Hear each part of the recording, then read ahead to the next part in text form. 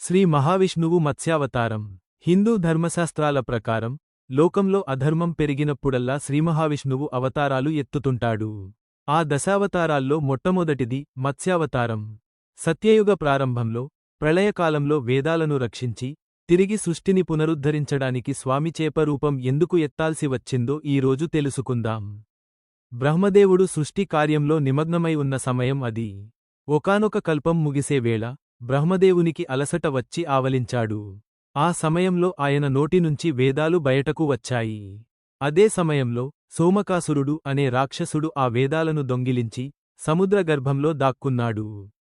వేదాలు లేకపోతే జ్ఞానం లేదు, యజ్ఞయాగాదులు లేవు, సృష్టి క్రమం మొత్తం తలకిందులవుతుంది. లోకాన్ని ఈ అంధకారం నుంచి రక్షించడానికి మహావిష్ణువు ఒక మహామత్స్యం, చేప రూపం ధరించాలని నిశ్చయించుకున్నాడు.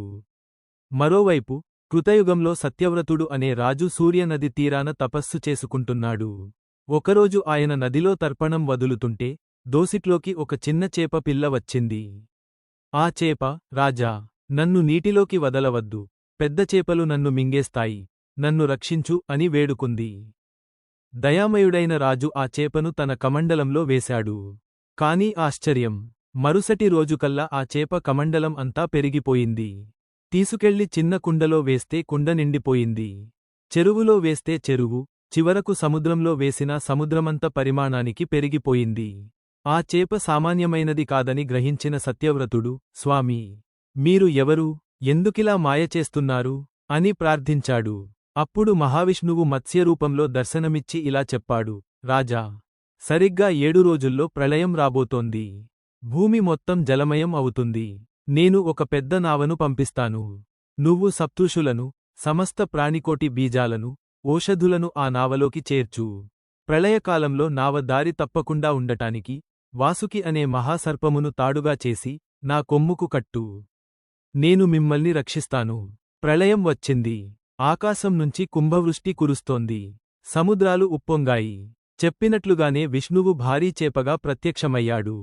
సత్యవ్రతుడు, ఋషులు ఉన్న నావను రక్షిస్తూనే విష్ణువు సముద్రగర్భంలో ఉన్న సోమకాసురుడిని వెతికి పట్టుకున్నాడు.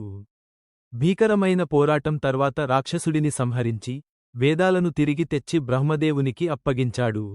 ఆ ప్రళయకాలంలో నావలో ఉన్న సమయంలోనే మత్స్యమూర్తి సత్యవ్రతునికి మత్స్య పురాణాన్ని ఉపదేశించాడు. ప్రళయం ముగిసింది. సత్యవ్రతుడు ఈ మన్వంతరానికి వైవస్వత మనువు అయ్యాడు. వేదాలు సురక్షితంగా ఉండటం వల్ల తిరిగి సృష్టి ప్రారంభమైంది.